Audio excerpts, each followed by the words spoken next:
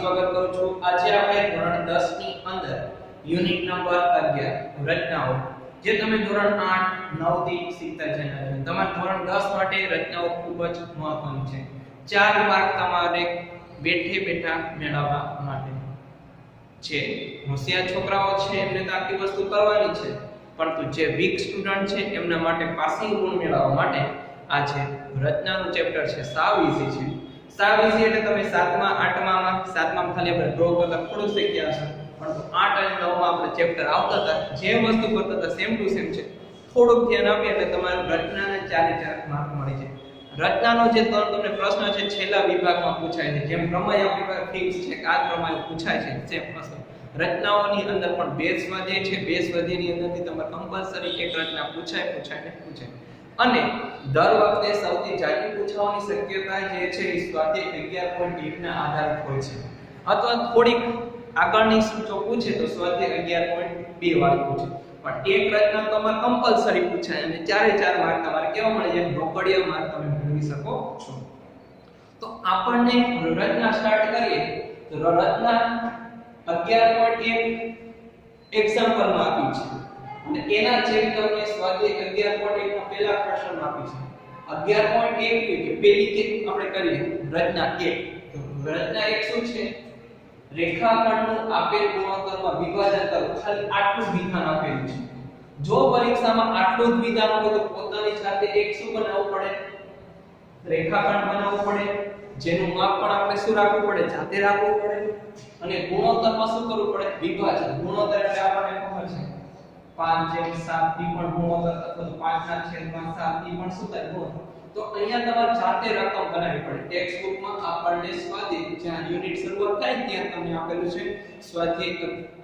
રચના 11.1 રેખાખંડનું આપેલા ગુણોત્તરમાં વિભાજન। તો અહીંયા બહારથી આપણે સંખ્યા બનાવીએ એને કરતા સ્વાધ્યાય 11.1 નો પહેલો પ્રશ્ન કરીએ। 7.6 લંબાઈનો રેખાખંડ એટલે આપણી પાસે જે રેખાખંડ કીધું છે એ તૈયાર થઈ જાય કે આપણે જે રેખાખંડ બનાવો છે કેટલાનો? 7.6 સેમી લંબાઈનો રેખાખંડ। ઓકે, પછી તેનું 5/8 માં ગુણોત્તર એટલે જે ગુણોત્તર કીધું હતું ઉપર એ પણ થઈ જાય 5/8 માં ગુણોત્તરમાં વિભાજન કરો અને બંને ભાગ માપો।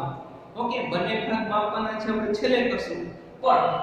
જે પણ આપણી પાસે ઉપર છે તમને રચના 1 જે કે છે એવો ને એવો પ્રશ્ન તમને સ્વાધ્યાય 11.1 માં પહેલો પ્રશ્ન તમને મળે છે। તો આપણી પાસે એક સાથે બે પ્રશ્ન સોલ્યુશન થઈ જાય। હવે જેમ આપણે પ્રમેયમાં પક્ષ અને સાધ્ય કરતા હતા તો એવી રીતના તમારી પાસે રચનાની અંદર પણ શું પક્ષ અને કૃત્ય કરવું પડે। પક્ષ એટલે તમને ખબર છે શું વિધાન આપેલું છે, શું જે કરવા માટે તમને શું આપેલું છે તો 7 સેમી લંબાઈનો રેખાખંડ દોરી એટલે 7.6 સેમીનો રેખાખંડ તમને આપેલ છે। અહીંયા સુધી શું બનાવવું પડશે આપણે? પક્ષ। હવે કૃત્ય એટલે શું સાબિત કરવાનું છે? તો જે રેખાખંડ છે તેને શું કરવાનું છે? 5/8 માં ગુણોત્તરમાં વિભાજન કરવાનું છે। એ તમારે શું બનશે? કૃત્ય। જે જવાબ લાવવાનો છે એ તો પેલા પક્ષ બનાવીએ અને પછી બનાવીએ આપણે કૃત્ય। તો આપણી પાસે પેલા પક્ષ બનાવી લઈએ। 7.6 સેમી લંબાઈનો રેખાખંડ AB એટલે ઉપરનું લાઈન કરું છું એટલે શું થશે? રેખાખંડ AB આપેલ છે એવું લખું છું, આપેલ છે। અથવા તો શું કરું? રેખાખંડ દોર્યું એટલે કે 7.6 સેમી નો બનાવવો પડશે એટલે તમને પક્ષ સમજાઈ ગયો હશે। હવે કૃત્ય તેનું 5.8 જેમાં ગુણોત્તર કરવું છે। તો અહીંયા શું લખવાનું કૃત્યમાં? રેખાખંડ AB નું 2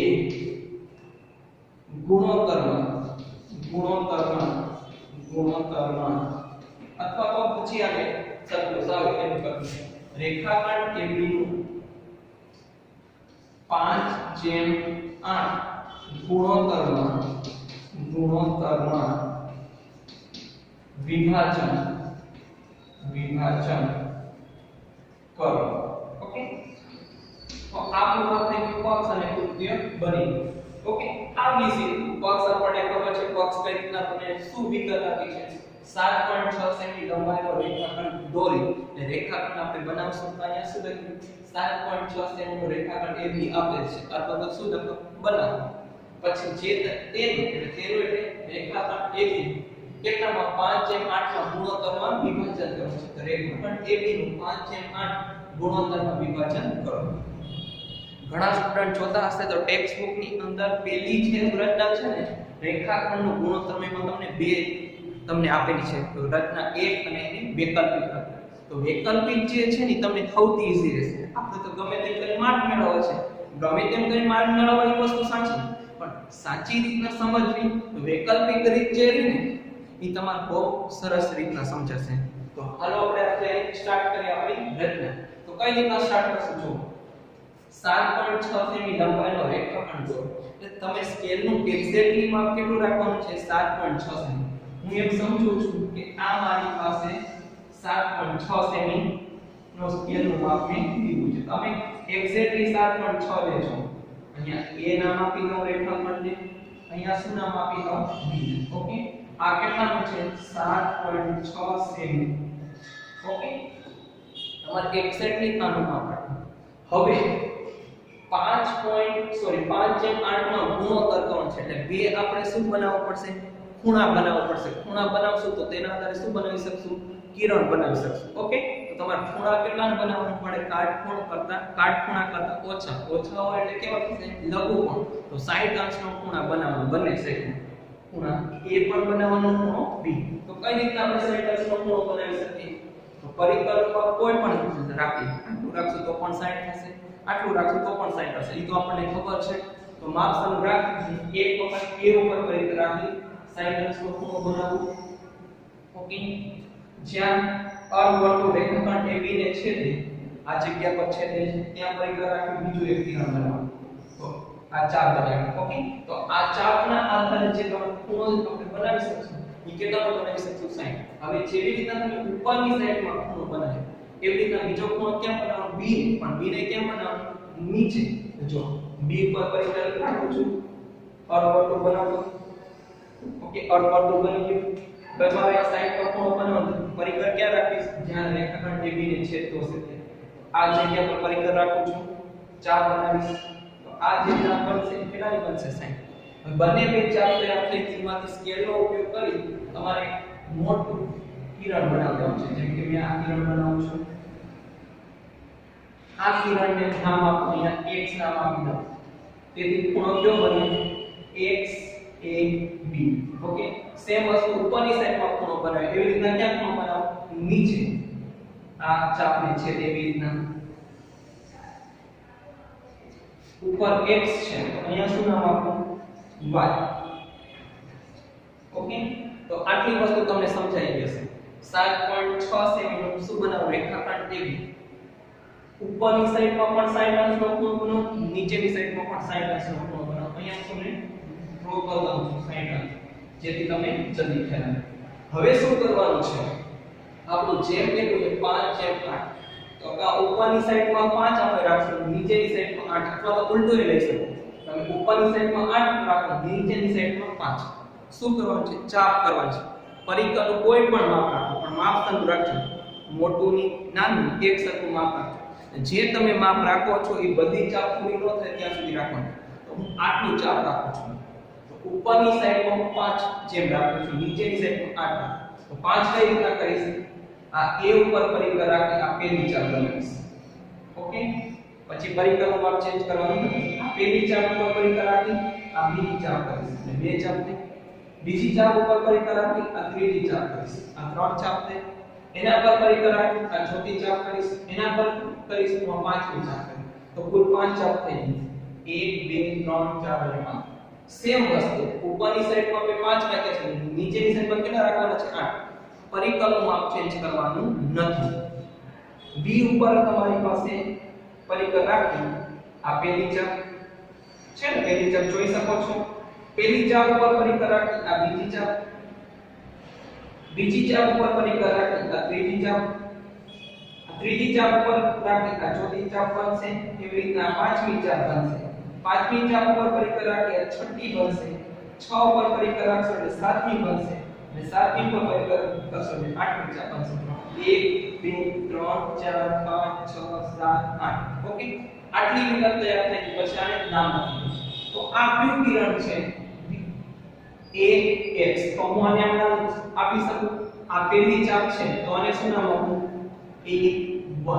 તો આ શું બનશે a2 આ શું બનશે a3 આ શું બનશે a4 અને આ શું બનશે a5 તમે જેવી રીતના ax કિરણ ઉપર 5 ચાપ કરી તો bx by કિરણ પર કેટલી ચાપ કરી છે 8 તો એને પણ નામ આપો આ પહેલી ચાપ છે ને એને શું નામ આપો b1 આ b2 આ b3 આ b4 આ b5 આ b6 આ b7 અને b8 ઓકે આટલી વિગત તૈયાર થઈ ગયા પછી આપણે શું કરવાનું છે આપણો જેમ કેટલો છે 5/8 ઉપરની સાઈડમાં આપણે 5 રાખ્યું છે 5 ક્યાં આવે છે a5 આ અને નીચેની સાઈડમાં આપણે શું રાખ્યું છે 8 તો 8 ક્યાં આવે છે અહીંયા છે ને હવે સ્કેલનો તમારો ઉપયોગ કરવાનો છે સ્કેલને ઉપર તમારે શું દોરવાનું છે રેખાખંડ કેવી રીતના સ્કેલનો ઉપયોગ કરી આ a5 થી લઈને ક્યાં સુધી b8 સુધી તમારે રેખાખંડ બનાવવાનો છે તૈયાર થઈ ગયો રેખાખંડ હવે જ્યાં આ રેખાખંડ a5 અને b8 જ્યાં છેદે છે કઈ જગ્યા પર છેદે છે ab ની આ જગ્યા પર છેદે છે મેં શું નામ આપ્યું તો c બિંદુ નામ આપ્યું ઓકે આખી વસ્તુ સમજાય શું કર્યું મેં આટલું તમે ફરી કહી દઉં 7.6 સેમી નો રેખાખંડ AB બનાવ્યો પછી ઉપરની સાઈડમાં એક સાઈડ નો ખૂણો બનાવશે એવી રીતના B ને પણ સાઈડ નો ખૂણો ક્યાં બનાવ્યો નીચે પછી પરિકરનું એક ચોક્કસ માપ લીધું એના ચોક્કસ માપ એટલે નાનું ની અને મોટું ની માપ સાનું લઈ અને મેં ચાપ કરી અહીંયા A ઉપર પરિકર આ પહેલી ચાપ બની અહીંયા ફરી પાછો પરિકર રાખીશ આ બીજી ચાપ રાખીશ અહીંયા પરિકર રાખીશ આ ત્રીજી ચાપ અહીંયા ફરી પાછો પરિકર રાખીશ આ ચોથી ચાપ અહીંયા પરિકર રાખીશ એટલે આ પાંચમી ચાપ સેમ વસ્તુ એનું એ જ માપ ચેન્જ કરવાનું નથી B ઉપર પરિકર રાખી આ પહેલી ચાપ આ બીજી ચાપ આ ત્રીજી ચાપ કઈ રીતના એક ઉપર અહીંયા પરિકર રાખો એટલે બીજી ચાપ બનશે બીજી ચાપ ઉપર તમે અહીંયા પરિકર રાખશો એટલે ત્રીજી ચાપ બનશે ત્રીજી ચાપ ઉપર પરિકર રાખશો એટલે ચોથી ચાપ એવી રીતના પાંચમી છઠ્ઠી સાતમી અને આઠમી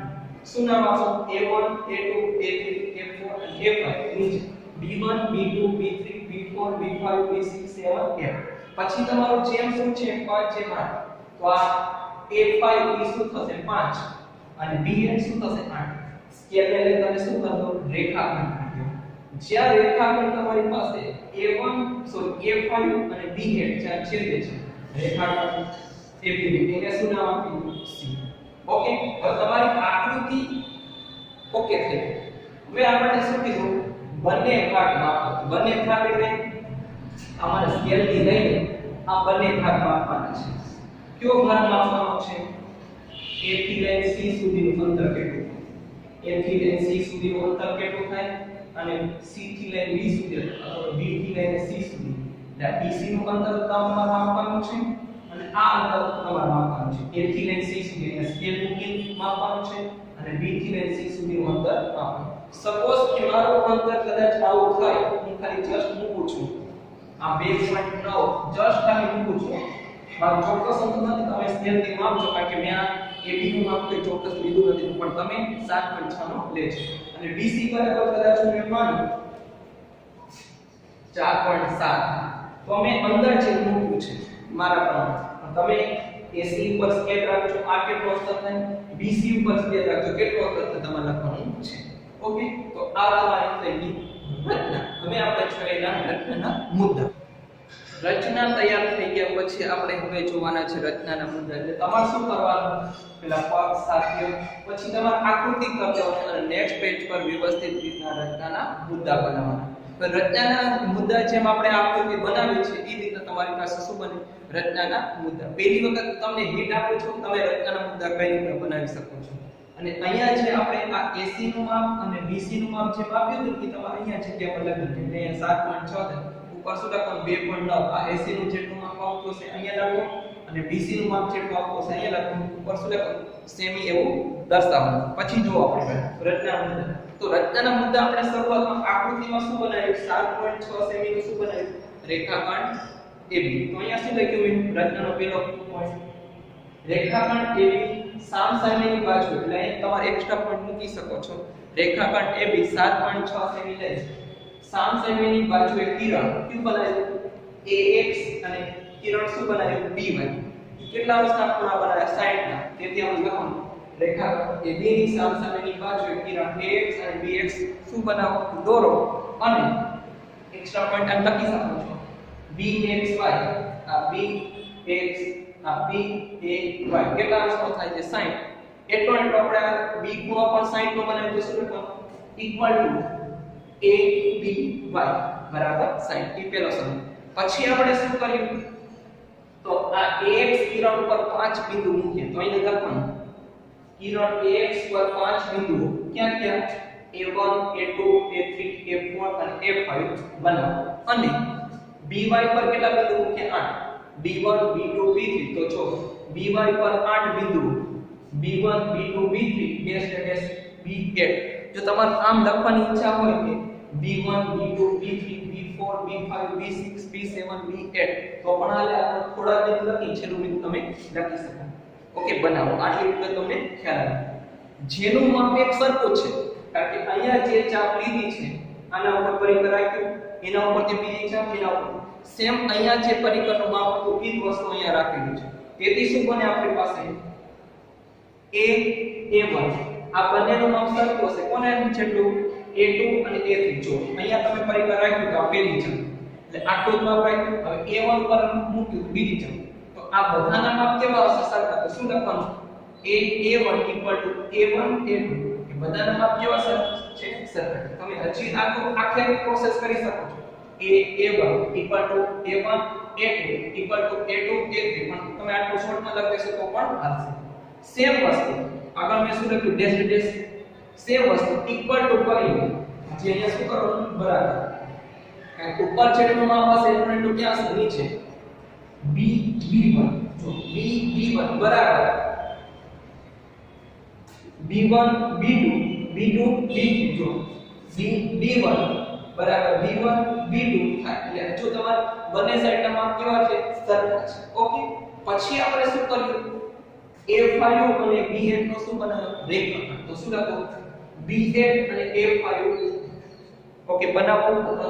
દોરો રેખાખંડ AB ને C બિંદુમાં છે એટલે આપણે રેખાખંડ બનાવ્યો કયો A5 અને B8 વાળો ક્યાં છેદે છે C બિંદુ છેદે છે છેલ્લો પોઈન્ટ આ રીતે મળતું બિંદુ C એ રેખાખંડ AB નું 5/8 ગુણોત્તરમાં વિભાજન કરતું બિંદુ છે તો આ રીતના તમે રચનાના મુદ્દા બનાવી શકો જાતે પણ લખવાનો પ્રયત્ન કરો જેથી તમને શું થાય કે પોઈન્ટ પાકા કરવા પડશે થેન્ક યુ